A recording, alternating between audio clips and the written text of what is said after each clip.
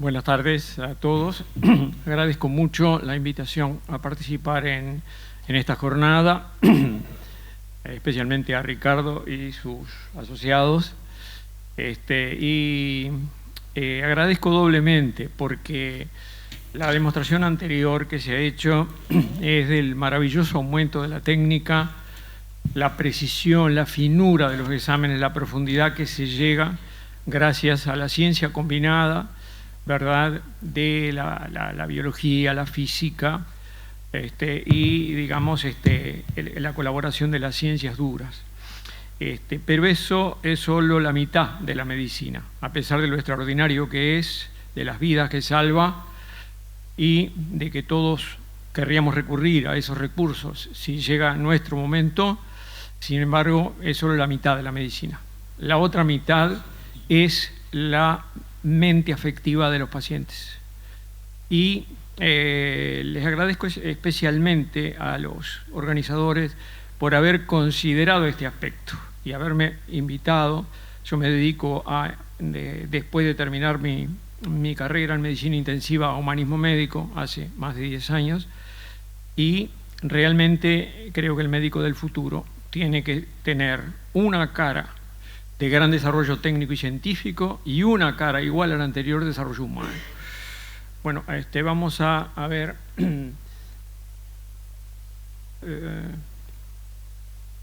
cómo lo paso esto. Tengo que... bueno, muy bien. ¿Qué es el humanismo? El humanismo en realidad es una idea, es un sentimiento que se borra a veces y una práctica de vida centrada en el ser humano en todos sus aspectos y dirigido a los otros y a sí mismo. Es decir, que es, por supuesto, una idea que se ha pensado desde hace cientos de años y se ha ido organizando, que se centra en el ser humano justamente, en el ser humano en su totalidad, en todas sus expresiones y en todas sus facetas, y en todos los seres humanos. Y a su vez no se centra ni para ignorarlo, ni para destruirlo, ni para describirlo, ni para disecarlo. Se centra, ¿verdad?, para el bien del ser humano. El humanismo persigue el bien del ser humano. Y, por otra parte, el humanismo comprende, acompaña, ayuda, ¿verdad?, desarrolla, no solo al paciente, sino al médico. Es decir, que el humanismo no es un quemarse en la hoguera del servicio, ¿no? Yo estoy completamente en desacuerdo con eso, con esa visión. Creo que el humanismo es el desarrollo personal y la gratificación de todo el personal de salud y la gratificación y el socorro completo al enfermo que nos consulta. Esto puede ser utópico, pero sin embargo creo que es a lo que debemos tender en el siglo XXI, y si no se logra en el XXI, quizás se logre en el XXII. Pero aunque caminemos 1 milímetro en este campo, elegimos hacerlo.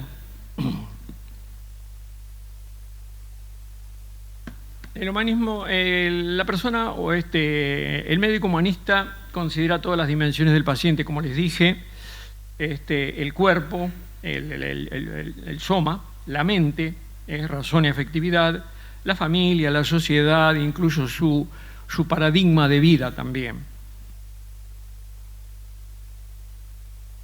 El médico humanista trabaja fundamentalmente con un instrumento mental, una función de la mente que tenemos y que recibimos en los genes, que es la capacidad de empatía.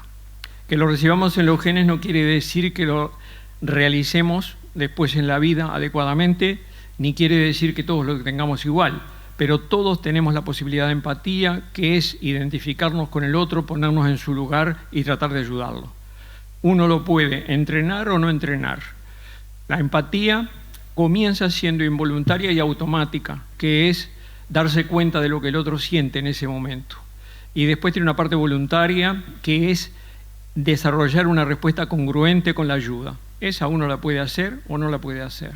Nosotros justamente en la educación en humanismo médico tratamos de desarrollar la voluntad de hacerlo a través de que los estudiantes conozcan los sentimientos del paciente y los suyos propios por lo menos en 3 años de nuestra carrera, hacen práctica en segundo, tercero y cuarto, y es una asignatura obligatoria.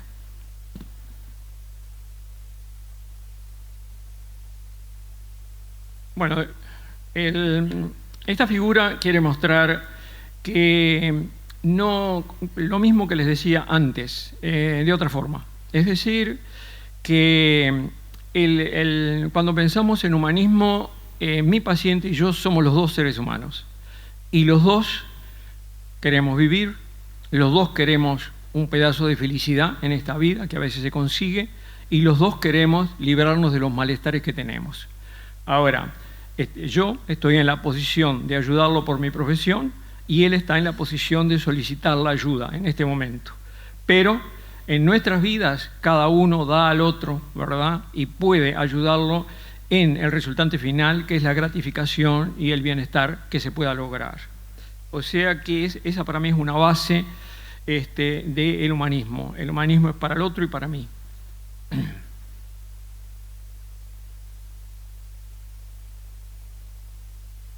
En realidad ahora quería desarrollar algo que es lo siguiente. Para comprender mejor por qué debemos ser humanistas, es útil tener una visión del ser humano integral.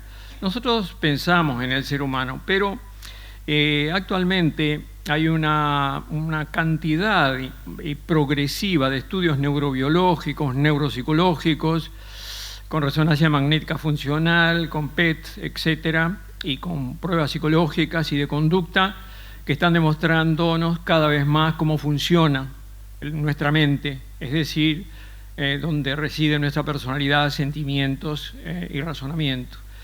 Y eso es muy importante porque quizás que si sabemos mejor cómo funcionamos, cómo somos todos los pacientes y nosotros, quizá podamos retornar al camino del humanismo que en gran proporción la medicina ha abandonado, ¿verdad? Ha abandonado, seguramente seducida por el tremendo... ¿Me decía algo?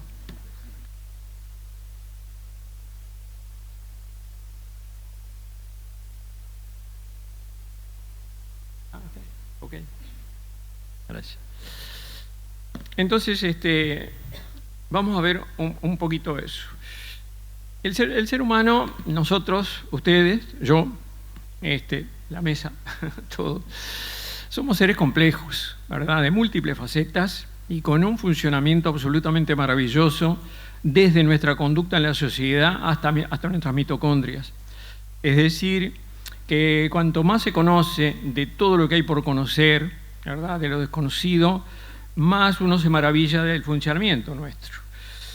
Pero resumiendo, podemos decir que somos un cuerpo funcionante. Yo soy este cuerpo que ven acá, no soy otra cosa. Y los límites de mi yo son mi piel. De mi piel para adentro soy yo, de mi piel para afuera son los otros. Es decir, dentro mío está todo lo que soy yo, que me ha generado la interrelación con otros. Y a su vez yo ayudo a otros a realizarse y a realizar su yo también. Es decir, somos un cuerpo, un soma funcionante, un cuerpo funcionante en niveles suficientes para la vida, en la que se destaca un componente esencial que es el cerebro funcionante cuyo fruto es la mente. Eso en los habitantes de China, los niños, las mujeres, los hombres y los de todo el mundo. Eso lo tenemos todo en común. Es muy importante lo del cerebro porque en el cerebro reside la afectividad y la razón. Es decir, aunque el cerebro está informado desde nuestra vida intraútero por el cuerpo, ¿verdad? Y tiene diversas representaciones del cuerpo en sí, no solo el homúnculo, sino en muchas partes, de cualquier manera es el gran regente de nuestra vida, de nuestras funciones y de nuestra relación con la sociedad y con la naturaleza. Si hacemos un esquema muy reducido del ser humano, podemos ver el color amarillo estaría, digamos, el cuerpo en su total. Y después en dibujos con colores está la mente, que comienza con los instintos dan lugar a los afectos, ¿verdad? Y después está la razón. Y la línea negra está separando lo que es consciente de inconsciente. Es decir, que dentro de nuestra mente una pequeña parte es consciente y una gran parte es inconsciente. Inconsciente, pero soy yo también. No es otro, no es una cosa desconocida, soy yo mismo ese inconsciente y soy yo el consciente. Es decir, no puedo decir mi cerebro me traiciona, mi inconsciente, no, soy yo que me traiciono. Es decir, y si bien nosotros nacemos con un inconsciente, consciente, con esas posibilidades, la vida que llevamos a posteriori enriquece o empobrece el inconsciente, lo perjudica o lo beneficia, ¿verdad? Y también la parte de la razón. El cerebro del hombre es igual al de todos los animales, ¿verdad? Y comanda los circuitos de supervivencia que son muy simples. Son comer, beber, reproducirse y conservar la vida.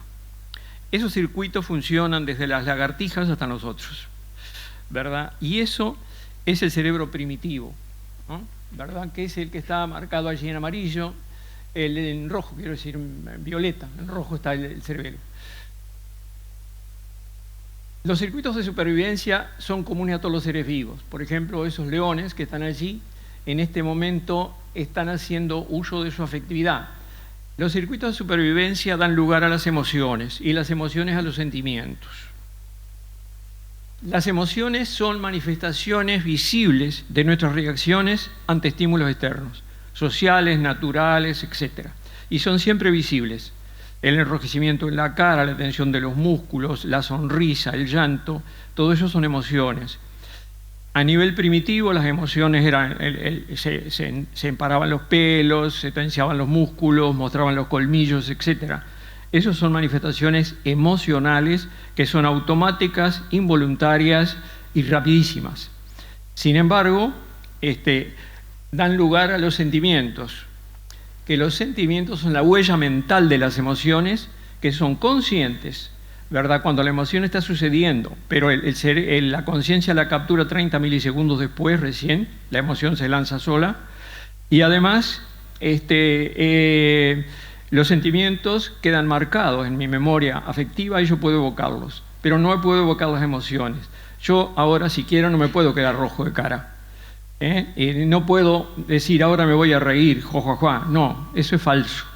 Entonces me río si algo me hace gracia o sonrío si veo una persona que quiero. Pero esa sonrisa no la genera mi inconsciente y se genera a un nivel bastante primitivo de mi cerebro. Lo que sí recuerdo es el cariño que le tengo y cómo sonreí cuando la vi. Pero ese sentimiento tiene menos intensidad que la emoción. De cualquier manera tiene intensidad. Pero los sentimientos más intensos se ejecutan en el momento que la emoción se ejerce. Después viene la conciencia, el lóbulo frontal, ¿verdad? Aparece y nos permite saber cosas, contenidos mentales, recordarlas, evocarlas, saber que las sabemos y que las podemos recordar. Aquí llegamos a la parte que yo había pintado como azul en el primer dibujo.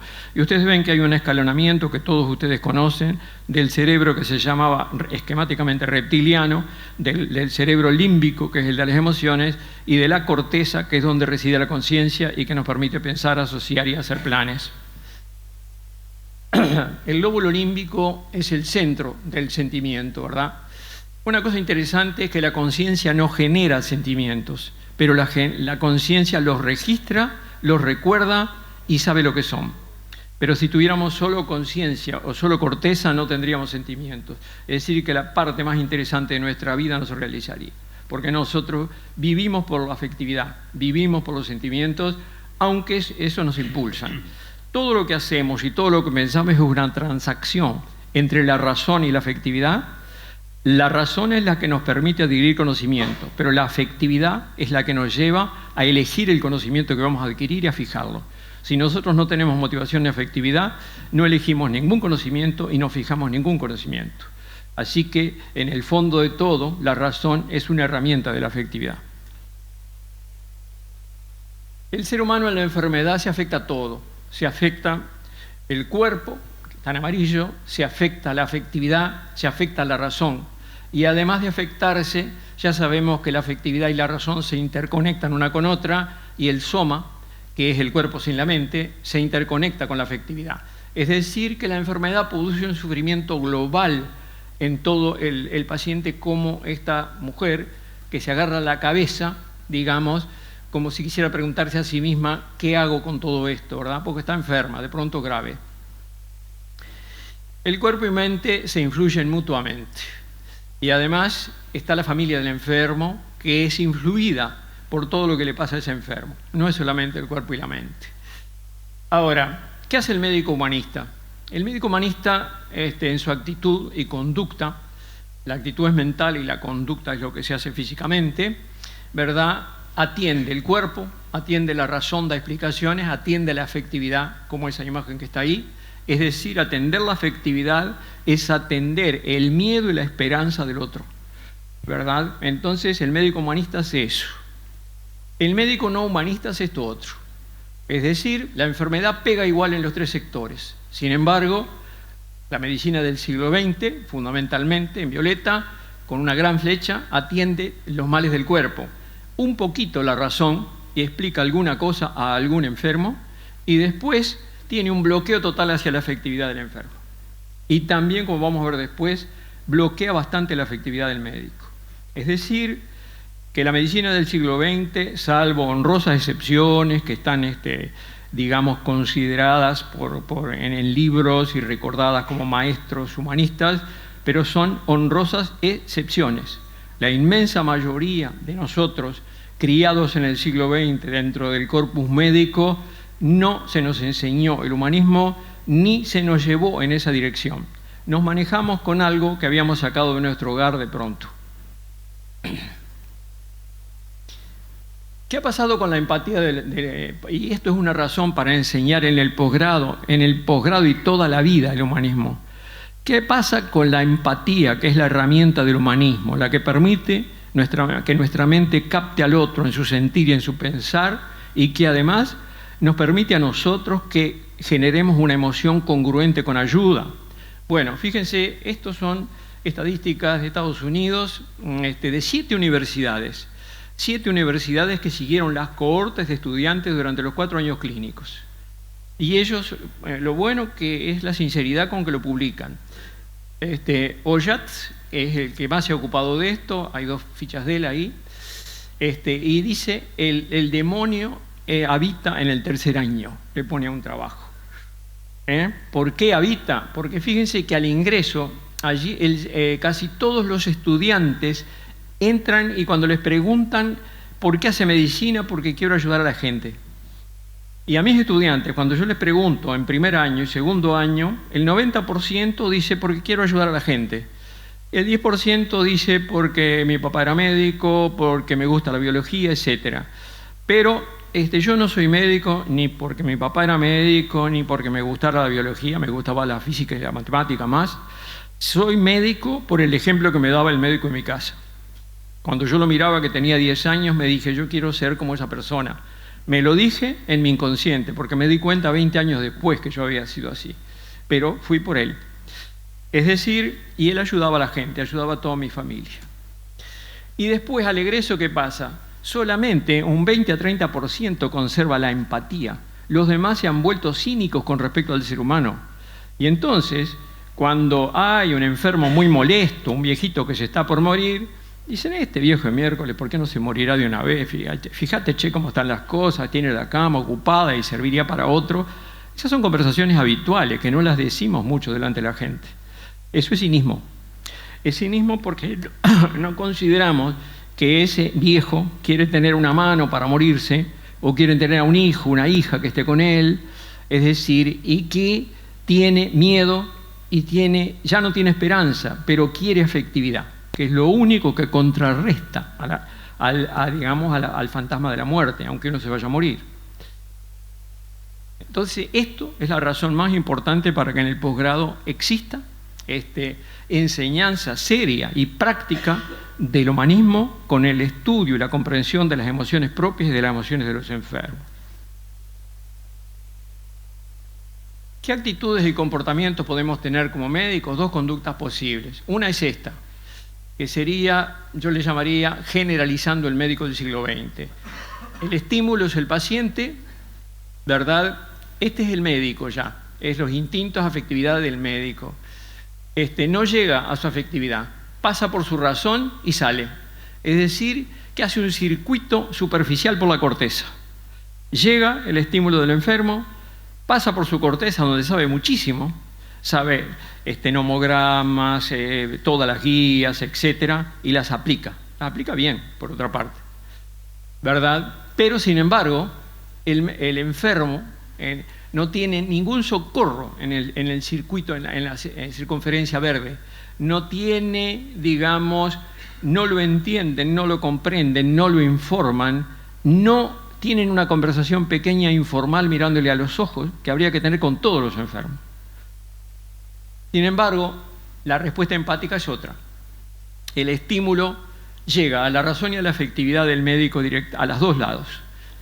Parte de su zona inconsciente, las ganas de atender al otro, pasa por su razón y usa sus guías, sus nomogramas, todos los textos de medicina interna, cirugía, cardiología que estudió, pero están informados por la afectividad.